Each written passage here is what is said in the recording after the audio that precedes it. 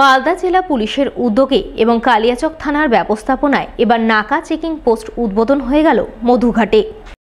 বুধবার ফিতে কেটে নাকা চেকিং পোস্ট আনুষ্ঠানিক উদ্বোধন করেন কালিয়াচকের এসডিপিও সম্ভব জৈন।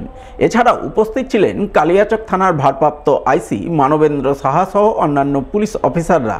এদিন নাকা চেকিং পোস্ট উদ্বোধনের পর পুলিশের পক্ষ থেকে হেলমেটবিহীন বাইক চালকদের ধরে প্রথমে তাদের ফাইন কাটা হয়, পরে তাদের হাতে পুলিশের পক্ষ থেকে হেলমেট প্রদান করা হয় এবং দুর্ঘটনা রুখতে ট্রাফিক আইন মেনে চলার ব্যাপারে সচেতন করা হয় যানবাহন চালকদের। আজকে মধুঘাটে একটা নাকা চেকিং পয়েন্ট ইনঅগ্রেট করানো হলো। এটা আপনার উইন্টার সময় যে বেশিরভাগ ट्रक ड्राइवर्स ड्रॉजी হয়ে থাকে उनको सबको अलर्ट करने के लिए चाय का और जल का व्यवस्था करने के लिए खाने का नेकिंग चाका बंद करा এখানে আপনার এলইডি সিসিটিভি গার্ডরেলস পুরো ভালো ব্যবস্থা করা হয়েছে। এটা আমি আশা করি কি এটা করার পরে হাইওয়ে অ্যাক্সিডেন্টস একটু কমবে। সরকারি উদ্যোগে লক্ষ লক্ষ টাকা ব্যয়ে মালদার রতুয়া স্টেডিয়াম চত্বরে তৈরি হয়েছে গেস্ট হাউস, কিন্তু তৈরির পর 2 বছর কেটে গেলেও এখনও তা তালাবন্ধ অবস্থায় রয়েছে। ফলে পড়ে পড়ে নষ্ট হতে বসেছে ঝাঁ চকচকে গেস্ট হাউস, কিন্তু কোনো হেলদোল নেই প্রশাসনের, জানিয়ে উষ্মা প্রকাশ করেছেন স্থানীয় বাসিন্দারা। জানা গেছে প্রায় 2 বছর আগে উত্তরবঙ্গ উন্নয়ন দপ্তর থেকে 16.5 লক্ষ টাকা বরাদ্দে মালদার রতুয়া স্টেডিয়াম চত্বরে গেস্ট হাউস তৈরি করা হয়। গেস্ট হাউসে নীল সাদা রঙের প্রলেপ পড়ে, কিন্তু ওই পর্যন্তই। এখনও তালাবন্ধ অবস্থাতেই রয়েছে গেস্ট হাউস, পড়ে পড়ে নষ্ট হচ্ছে।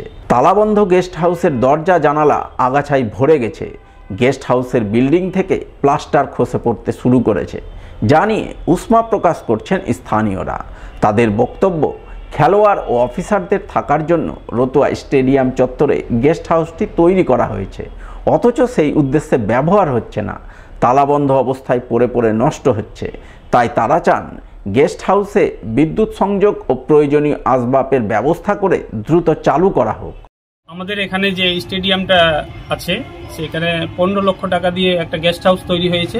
সেই গেস্ট হাউসটা এখনো পড়ে আছে, কোনো কাজকর্ম কিছু হচ্ছে না এবং জঙ্গল হয়ে গেছে চারপাশে, কোনো গেস্ট আসছে না দেখতে পাচ্ছি। ছেলেপিলেগুলো মদ খেয়ে এখানে নোংরামি করছে। তাই আমাদের একটা অনুরোধ যে এটা ব্যবহারের যোগ্য করা হোক, এটাই আমরা চাইছি। স্টেডিয়ামের ভিতরে গেস্ট হাউস তৈরি হয়েছে 2 বছর থেকে, ব্যবহার করা যাচ্ছে না। প্লাস্টার ঝরে ঝরে পড়ছে, জঙ্গল আছে, তালাটা খুলে দিলে ব্যবহার করা যাবে। খেলাধুলা যে হচ্ছে যারা ব্যবহার করবে অফিসাররা থাকবে, ওই জন্যই তৈরি হয়েছিল, কিন্তু হচ্ছে না 2 বছর থেকে। ঘরের প্লাস্টার পড়ছে, জঙ্গল হয়ে আছে, তালা মারা আছে 2 বছর থেকে। তালা খুলে দিলে ব্যবহার হবে, ভালো করে পরিষ্কার করে দিলে। আমরা চাইছি এটা ঘরটা খুলে দিলে ব্যবহার করা যাবে। খেলাধুলা হচ্ছে, খেলাধুলার জন্য লোকগুলো আসবে, এখানে ব্যবস্থা থাকার হবে।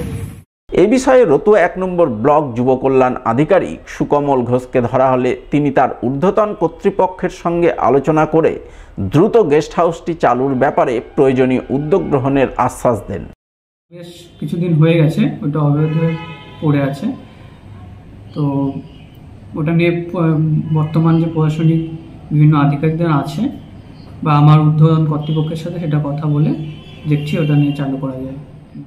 মালদা জেলা সমগ্র শিক্ষা মিশনের উদ্যোগে এবং মালদা চক্রের ব্যবস্থাপনায় শিক্ষা উৎসব 2023 হয়ে গেল বুধবার। এদিন শিক্ষা উৎসব অনুষ্ঠিত হয় পুরাতন মালদার শাহাপুর হাই স্কুলে। এই উপলক্ষে টিএলটি মেলা, পঠন, গল্প, লিখন, কুইজ, নাচ গান, আবৃত্তি, গণিত, অঙ্কন প্রতিযোগিতার আয়োজন করা হয়, যাকে কেন্দ্র করে উৎসব মুখরিত হয়ে ওঠে শাহাপুর হাই স্কুল প্রাঙ্গণ। এদিনের এই শিক্ষা উৎসবে উপস্থিত ছিলেন মালদা চক্রের অবর বিদ্যালয় পরিদর্শক ভরত ঘোষ, আদিনা চক্রের অবর বিদ্যালয় পরিদর্শক সৌমিত্র সরকার, পুরাতন মালদা পঞ্চায়েত সমিতির সভাপতি রুম্পা রাজবংশী সহ বিভিন্ন স্কুলের শিক্ষক শিক্ষিকারা। মালদা চক্রের উদ্যোগে 59টি প্রাথমিক বিদ্যালয়ের ছাত্রছাত্রীদের নিয়ে, প্রত্যেক বিদ্যালয় থেকে একজন করে ছাত্রছাত্রীদের নিয়ে টিএলএম মেলা অর্গানাইজ করা হয়েছে। তার সাথে সাথে সাংস্কৃতিক প্রতিযোগিতা, যেমন নাচ গান, আবৃত্তি, কুইজ, পঠন প্রতিযোগিতা, লিখন প্রতিযোগিতা, গণিত প্রতিযোগিতার আয়োজন করা হয়েছে।